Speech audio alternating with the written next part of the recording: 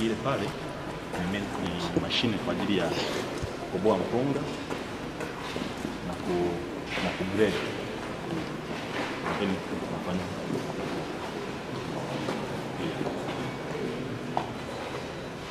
umepata wapi mashine hizo tunanunua China.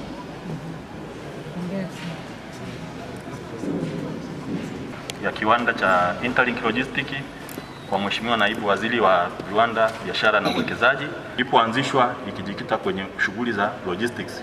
Kampuni hii ingawa bado haiendeshwi kisome sana, lakini inajitahidi kwa kadri inavyowezekana kuingiza pesa kidogo kidogo kwenye shughuli nzima ya kuendeleza mradi huu ambao unakusudiwa kuwa na awamu 3. Awamu ya kwanza mwaka 2016-18 kununua mashine na kuzifunga kwa ajili ya kusaga unga wa mahindi kisasa kabisa na kukoboa mpunga kwa kiwango cha ubora wa hali ya juu.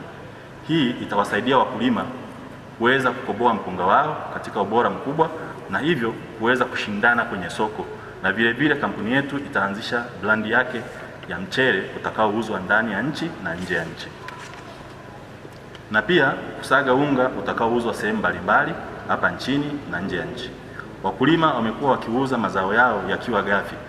Kiwanda hiki kitawezesha wakulima kuyaongeza mazao yao thamani kwa kuuza mchele na sio mpunga, kuuza unga na sio mahindi, pindi wao wenyewe watakapoamua kufanya hivyo bila sharti lolote.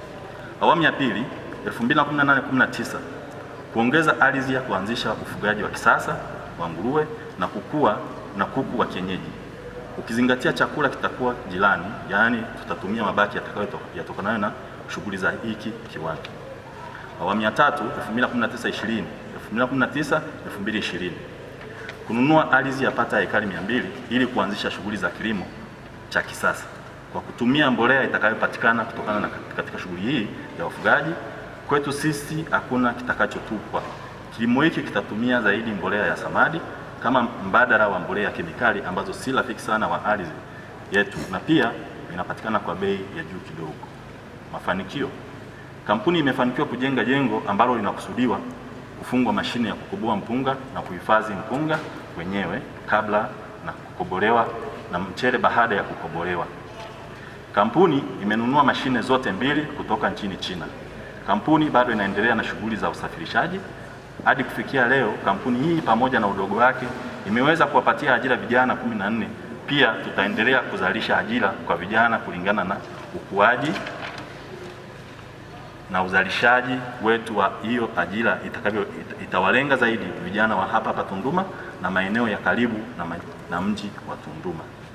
Changamoto: ukosefu wa pesa ndio sababu pekee iliyosababisha kampuni kushindwa kufunga mashine 3 tangu zilipoingia nchini mwaka jana mwanzoni. Kampuni inahitaji kiasi cha shilingi za Kitanzania milioni 60 ili iweze kufunga mashine hizi na kuanza uzalishaji. Kwa sasa kampuni haijakaa vizuri kuweza kukopesheka, na hii ni kwa sababu kila pesa inapopatikana inaingizwa kwenye matumizi, hivyo kushindwa kuwa na rekodi nzuri za kibenki. Kampuni ipo kwenye mchakato wa kutafuta ardhi isiyo na migogoro kwa bei nafuu ili iweze kuandaa mazingira muhimu na kuandaa vitendea kazi muhimu kuanza kilimo hapo kufikia mwaka 2019-2020. Mwisho kabisa, shukrani zetu kwanza kwa ujio wako Mheshimiwa Naibu Waziri wa Viwanda na Biashara na Uwekezaji. Hiki kinaashiria kutosha kwamba kwa sasa hatuna viongozi wa maofisini tu kupata viyoyozi asubuhi hadi jioni, bali ni viongozi sahihi wanaosikiliza kero za wananchi kutoka kule zinapotokea na kuzishughulikia kwa mujibu wa malengo ya wananchi. Tunakuomba umfikishie salamu za pongezi mkuu Mheshimiwa Rais wa Jamhuri ya Muungano wa Tanzania. Mwambie tunatekeleza kwa vitendo kile anachokipigania, no matter how small it is, but we are moving. Hapa kazi tu. Kwanza tunakupongeza sana ndugu mkurugenzi Rwezahura pamoja na wenzako wawili kwa kazi kubwa ambayo mmeifanya.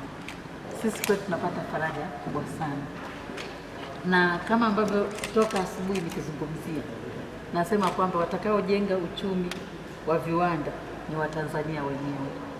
Hao wa kutoka sehemu nyingine tunaowaita wawekezaji, tunawatafuta, tunawazungumzia, sio wengi kiasi hicho. Hao watakuja, lakini watakuja watakapoona kwamba hawa Watanzania wameshafanya kazi nzuri. Sasa wanataka nini? Wachukue hizo nafasi za Watanzania. Nimegundua kwamba wawekezaji kutoka mbali wanataka wao kuja kupata faida na kuondoka, sio kulea huu uchumi wa viwanda tunaoutafuta. Sasa hivi watatupa visingizio chungu bovu.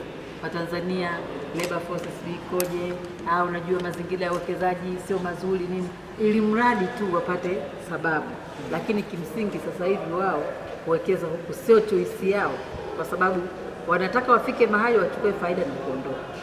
Kwa hiyo watakao jenga uchumi sahihi wa viwanda ni sisi wenyewe, na nimepitia maeneo mengi, nimekuta bado wanaojenga viwanda vipya wengi wao ni sisi wenyewe wa Tanzania.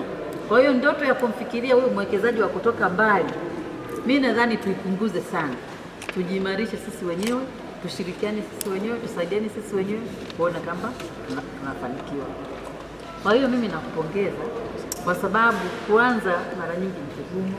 Watu watakwambia hakuna soko, hakuna nini, lakini mimi nakuhakikishia maisha ya biashara ni haya, kwa sababu ushindani lazima uwepo, na ushindani ndio unaofanya biashara iweze kuendelea kukua. Fikiria dunia hii kama angekuwa anaishi mtu mmoja, kwa kuhofia akiingia mwenzake kutakuwa na ushindani, hali ingekuwaje? Lakini kadiri tunavyoongezeka na ndivyo tunavyoona kwamba kuna changamoto na tunavyozitafutia ufumbuzi. Mimi naamini mtaweza kabisa, kwa sababu kwanza nyinyi wenyewe ni vijana wenye nguvu na naona mmedhamiria. La msingi kutengeneza uaminifu katika shughuli zenu mnazozifanya, kuwa na networks na kutafuta fursa wapi ipo ili muweze kupeleka hizo bidhaa, kuwa flexible kwa changamoto mbalimbali zinazokuwepo. Kwa hiyo katika ufungashaji wa mashine hizi umesema kwamba zinahitaji mtaji wa kufunga ambao pesa zake bado zina changamoto. Mimi nasema kwamba wajibu wetu sisi kama serikali sasa hivi haitakuwa tu kuzungumzia masuala ya kodi, bali pia kujenga mazingira wezeshi kwa yule mtu ambaye anakuwa yuko kwenye kazi na anakwama. Yaani sisi kama ni expert ndio tuhakikishe kwamba huyu lazima anafanikisha ili tunalozungumza. Na hiyo ndio kimekuwa kilio cha wajasiriamali wengi, kwamba anahangaika, anatafuta mtaji, anawekeza, sisi tuko mbali. Akishaanza wakati tunamtaka yeye aje atoe ajira kwa ajili ya watu wetu. Akishaanza hapa kufanya production, utasikia, wewe hapa kibali cha hiki kiko wapi? Kibali cha hiki kiko wapi? Kumbe huyu changamoto anazozipata tunatakiwa sisi tushirikiane naye kuhakikisha kwamba hizi changamoto zinatoka. Tumesema kuna mabenki yapo, tunasema kuna benki zetu binafsi hizo za serikali zipo, lakini inapotokea hawa wamekwama kama hivi tulivyomkuta, mara nyingi tunasema huyo ukimchangia, ukitafuta fedha huyo anaweza katoroka. Chochote kile, huyo ndio anayekopeshwa. Lakini yule ambaye yuko site na vitu ameonyeshwa kwa vitendo vimekwama, hatufanyi hivyo katika kumsupport. Kwa hiyo mimi ninachosema ni kuna mchango unaweza ukatolewa wa kifedha, lakini unaweza hata ukatolewa wa kiufundi. Na hilo ndio ambalo mimi nafikiria ni kama changamoto kwetu. Kwamba kwa mtu kama huyu, je, unasema unataka shilingi milioni 60. Sawa, labda serikali ina milioni 60. Je, inaweza kupata hata wataalamu wakamsaidia kufunga? Sasa sio lazima pewe fedha. Lakini je, anaweza kusaidia tu kupata wataalamu? Vitu vya muhimu vya kununua nini, labda simenti, kujenga plinti na kitu gani? Lakini vya kuunganisha, kusoma mali, labda wako wengine wataalamu ambao wanaweza kusaidia. Je, serikali inaweza kumsaidia katika hilo? Ndio kujenga mazingira wezeshi ambako na kuelewa mimi. Kwa hiyo mimi sitaki kutoa ahadi kwamba tutafanya nini, lakini hiyo ndio kiu yangu mimi, kwamba tunapojenga mazingira wezeshi ni hali kama hiyo. Unamkuta sasa mjasiriamali ameshika mikono kichwani, hela yake yote ashajenga jengo kama hili yuko ndani, hata akiamua kupangisha hawezi kuja kumpangisha mtu wa kulala huko ndani. Hili ni jengo maalum kwa ajili ya kiwanda, sivyo? Mashine ameshazileta ndio ziko pale zimelala. Anangoja, yani anahitaji kidogo tu mpige atakayekuja, hakuna mtu wa mazingira atakayekuja, kwa sababu huyu ameshika mikono kichwani. Atakapoanza tu kuendesha, hata kama amechukua mkopo, kabla hata hujaanza kufanya chochote, ndio sisi tutakapoanza kuja. Kwa hiyo mimi nadhani ni dhana potofu katika ujenzi wa uchumi wa viwanda. Kwa hiyo sipo katika kumlaumu mtu yoyote, bali nipo katika kuelimishana ili tuweze kuona kwamba Renatus Rutajama Rwezaula. Mimi ni mkurugenzi mtendaji wa kampuni ya Interlink Logistics. Kwenye uwekezaji huu mpaka sasa hivi siwezi kusema kwamba kuna vikwazo vikubwa ambavyo tunakutana navyo kwa sababu uzalishaji bado. Changamoto iliyopo ni mitaji. Mfano mimi ni mwekezaji lakini mchanga ambao sina asset, sina kitu. Kwa hiyo nakusanya ile pesa yangu ile inayozalisha kidogo kidogo ili niweze kuweka. Ombi langu kwa serikali ituangalie sisi ambao tunafanya chochote kile ambacho kinaonekana, sio kwa maneno tu. Tunakwenda na ile kauli mbiu ya Mheshimiwa Rais ambayo anasema kwamba jenga serikali ya uchumi wa viwanda. Na sisi tumejaribu na tunataka kufanikisha. Kwa hiyo tunaomba serikali ituangalie sisi kama sisi vijana wawekezaji ambao tunaanza wachanga kama hivi, watupe support ili tuweze kufanikiwa na kutimiza zile ndoto zetu.